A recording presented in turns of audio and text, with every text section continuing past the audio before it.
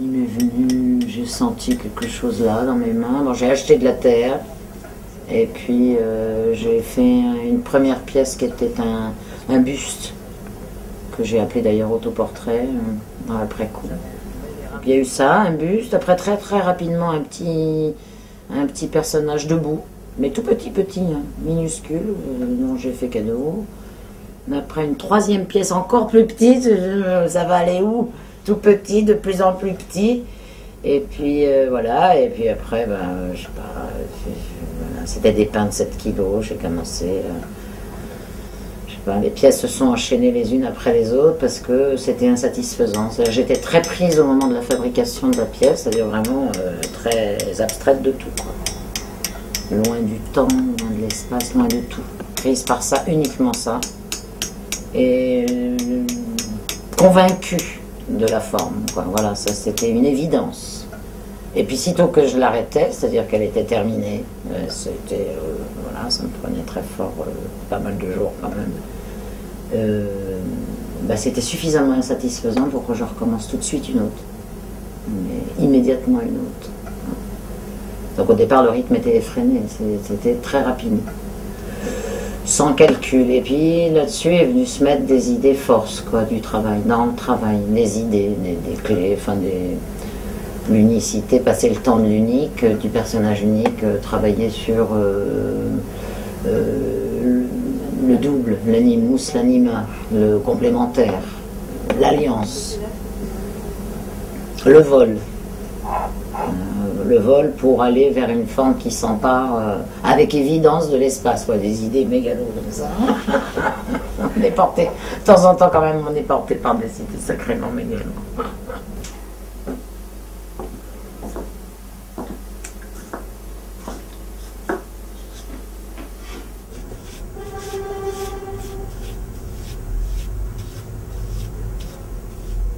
Donc démarrant de la figure petit à petit, m'en extrayant, je suis arrivé à un moment où j'ai fait presque 2 embranchements comme ça, deux bras, comme 2 mains qui se ferment, mais très abstraites, avec un vide central. Et à ce moment-là, le vide m'est apparu comme une puissance, une force tellement puissante que je me suis mise à tailler à ce moment-là. En fait, c'est ça qui m'a donné l'impulsion de tailler. C'est-à-dire, je ne me sens pas assez forte pour affronter cette énergie-là. Voilà ce que j'ai ressenti.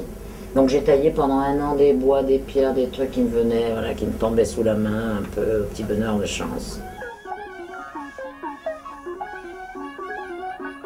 Jusqu'à mes 40 ans, j'ai travaillé, on m'a dit, comme font les Africains, c'est-à-dire par terre, en tenant mes bois entre les pieds. Tu vois, donc je me tenais en lotus, quoi. Je tenais mes bois pour certains minuscules, hein, parce que mes premiers bois sont tout petits. Des ébènes, des buis, des ifs, des trucs comme ça, tout petits. Tenus aux pieds. C'était le soir en fin de journée, j'avais tellement mal dans tout le corps. Et donc au bout de, je sais pas, plusieurs années de ce régime-là, un jour j'ai un collègue sculpteur qui me dit « Mais tu sais que les mâchoires en bois...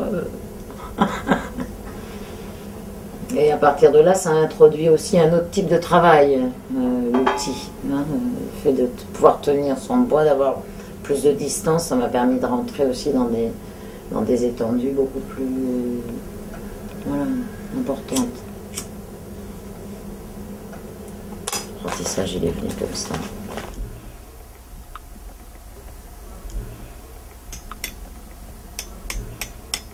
Et je suis revenue à la terre, et cette fois-ci, c'est sûr, c'était dans l'idée de fabriquer du monumental pour l'espace public.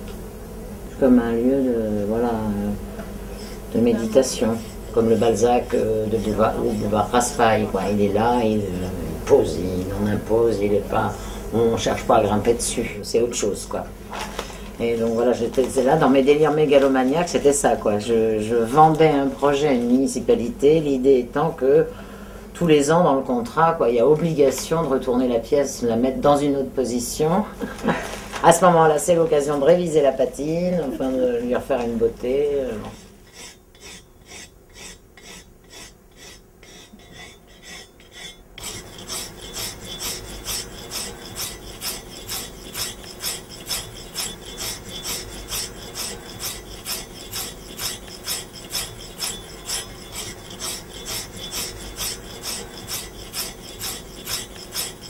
Je pense qu'en m'éloignant de la figure, je me suis éloignée des émotions. C'est un peu ce que je ressens, je pense, dans mon travail. Ce qui m'a, au départ, quand c'est venu, comme ça, l'envol par exemple, pour en arriver à cette abstraction-là, que j'estime être abstraction, pour certains trouveront complètement ringard et classique, mais à ce moment-là, j'ai senti le saut, oui, j'ai senti qu'il y avait vraiment un détachement de ce qui était un peu pathos, quoi, et qu'on retrouve dans les corps. Là, ouais, c'est bon, le papillon, là, oui, on n'est plus dans l'émotion. C'est en tout cas pas une émotion de nature de ce qui rattache à l'humain. J'espère que j'arrive à atteindre quelque chose d'un peu immatériel à travers la matière, peut-être comme ça, grossièrement, prétentieusement dit. Voilà.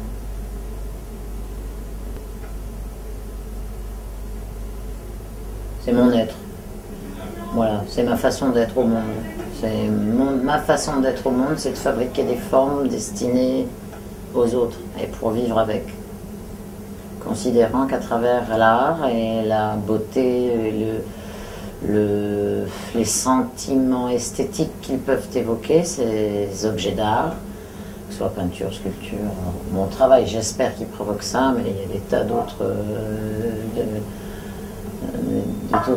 d'autres œuvres qui, j'espère, suscitent aussi, tu vois, en peinture, en sculpture, pour des tas de choses variées. Encore que j'ai beaucoup de choses à dire sur l'art contemporain, mais voilà. Hein. Donc je suis pour une multitude d'expressions possibles, mais par contre, non, je ne le vis pas comme une thérapie. Je le vis comme une fonction. J'ai une fonction dans la cité en tant qu'artiste. Et je pense que l'artiste, il devrait avoir une place dans la cité, absolument. Absolument. Oui, bien sûr. Par son travail. C'est pas sa gueule, quoi. C'est par son travail que l'œuvre d'art existe dans la ville. Parce qu'il y a une mission. Alors moi, j'ai pas un travail militant. Hein. Chaque pièce en elle-même, elle représente pas une pancarte de manifestation contre la société Providence, par exemple, tu vois. Mais j'essaye de faire passer des valeurs. D'harmonie, de paix, d'alliance, de rencontre,